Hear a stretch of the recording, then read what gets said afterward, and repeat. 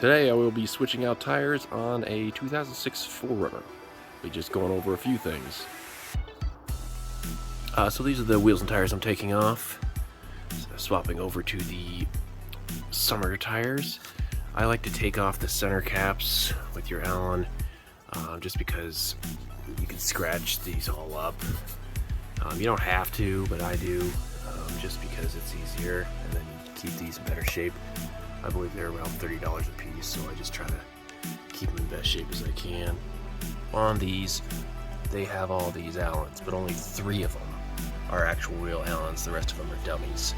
So you got to figure out which one is the correct one, and that is not the correct one. So, go here, so you can feel it. So yeah, we'll take this off, and then we'll jack the car up and take off the wheel. So yeah, if you've never taken off these style of center caps before, that's where the 3 screws went through to hold it on. I like to give your winter tires a good deep clean after you're done taking all these off, just because then they'll be all nice. You can throw them back on. I mean, these aren't the most expensive wheels, but they aren't the most cheapest either. They're not a plain set of Steelies. So when you're jacking up your car, of course, be really careful. Always want to use a jack stand, especially if you're going to walk away from your vehicle for any amount of time.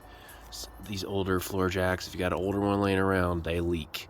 So if you step away for 10-20 minutes, you're going to come back, and more than likely, whatever you had jacked up, it's going to be on the ground. I've had that happen a few times, and it's another reason why you want to use a jack stand. Not to mention if you're wrenching around on something and it shakes. I use the jack and the jack stand, just to be careful. It's also a really good idea to block your wheels. I know if you're only taking one wheel off the ground at a time, it shouldn't really move that much, but it does move. So it's a really good idea to just put some blocks on your wheels to minimize any movement while you're got a tire off the ground. Okay, so putting on your new tires or your summer set, you're going to want to check the tire tread. These are all brand new tires, so it's not going to matter. But you'd want to check with the tread gauge and make sure you put the tires with the most tread in the rear, since this is a rear-wheel drive vehicle. Also, another quick thing to note here is whatever tires you're putting on, you can look at the expiration date of the manufacturing date.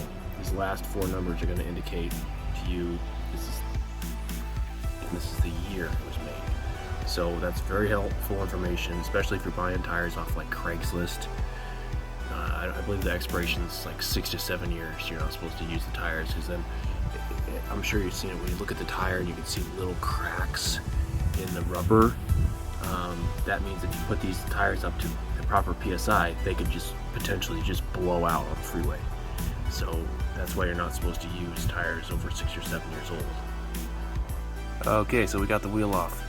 While you got the wheel off, it's a good idea to check out your brakes, especially if it's your own personal vehicle, to see what's going on. I can see right now that I got barely any pad left on these.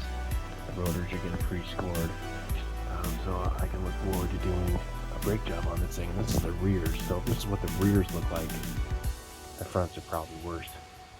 So putting on lug nuts. If you don't know, you're supposed to go in the star pattern. Why do you have to go in a star pattern? Why can't you just start at 12 o'clock and go around? Because when you start on opposite sides, it centers the wheel.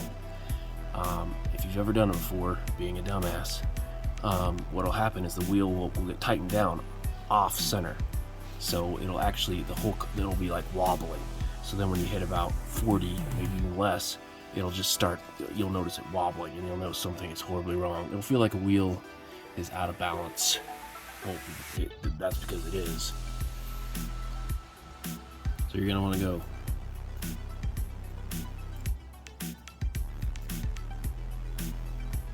So I like to use torque sticks. So if you've never used torque sticks before, they are set number, so you can use them and put your lug nuts in specific foot-pounds. For this particular vehicle, it's supposed to be, I believe, 75 for aluminum wheels and 86 for steel wheels.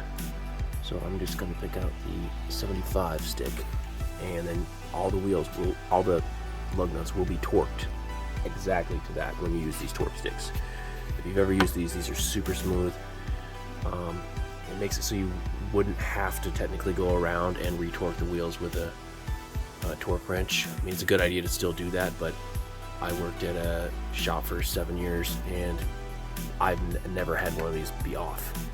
So we would always go back and retorque them for safety, and they would never be off.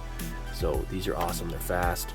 Another reason you want to have your car torqued to the proper spec is for, you don't want them over torqued and you get a flat tire on the freeway, and then guess what? You can't get your tire off, can't get your wheel off because it's over torqued. I've been on the side of the freeway with over torqued lug nuts, and it literally broke my tire iron because some wing nut at a tire shop definitely over tightened it.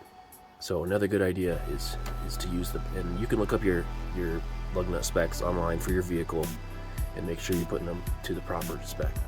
But if you're doing custom wheels, it's going to be a little different. But so make sure you look into that properly. When you're putting on these lug nuts, never put them in your impact and just try to go for it. Always hand screw these on at least a few turns. You're gonna just cross thread these things, and it's gonna be an absolute nightmare if you've never done this before. Hand screw them on. Okay, trust me. You're gonna thank me for that. Hand screw them on, then do your star pattern. Once you get your wheel on there, you're gonna want to check the PSI, the air pressure. I always go by the car. Of course you want to go by the max. Don't max out the tire, whatever it says on them.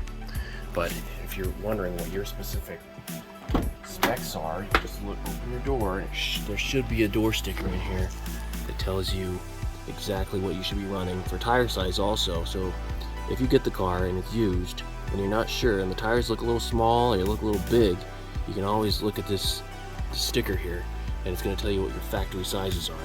You want to stick pretty close to that for both suspension, front end wear, and your speedometer be off.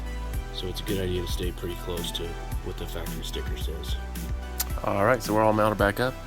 You throw on your center cap. On these center caps, be sure you tighten them really good.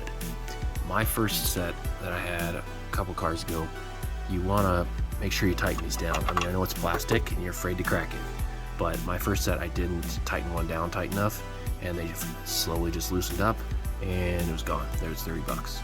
So don't be afraid to crank these down. I've yet to crack one, so if you're lucky, if it's loose, you'll hear it rattling around, but don't be afraid to crank these down, because you don't want to lose it, and I've yet to crack one. Alright, I'm going to check the air, and alright, right at 35.